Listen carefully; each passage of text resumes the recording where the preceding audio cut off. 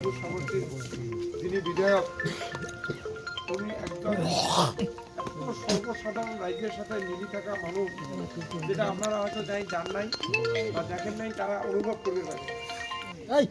গতকালকে মোর সামনে, গতকালকে মোর সামনে একটা ন্যাংরা মানুষ এই লাঠিতে ভর দিয়ে যে যায়, ওনার ঠ্যাঙের মধ্যে কোনো বেমার হয়েছে, ওই ধর্ম অবস্থিতে নিয়ে ওনার ঘরত যাবার ভাবা লাগছে না। উনি ভিতরে বলছে, কিছু মানুষ নিয়ে বলছে, খুব ব্যস্ত বর্তমান, ঘর থেকে বাইরে এসেছে, বাইরে এসে ভাই কি জন্য আসছিস, কথা কি সমাজ। তো একজন বিধায়ক বর্তমান কয়দিন হবো না 20-50 জন মানুষের সামনে থাকার পর একটা ন্যাংরা মানুষকে লক্ষ্য করি উনি ওনার বসা জায়গার থেকে অতগুলো মানুষকে ছাড়িয়ে এসে ওনার সমস্যার খবর নিয়ে গেছে। আমরা তখন মানে অন্ততটা মানে এত শান্তি একটা অনুভব হল যে না, আমরা একটা ভালো মানুষ, উপযুক্ত মানুষ, একটা মানে মানব দরদী মানুষকে আমরা নেতা হিসেবে বাছনি করে নিয়ে যে আমার দায়িত্ব ওনাকে দিচ্ছি, নিজেকে একটা গৌরব ফিলিং দিচ্ছি।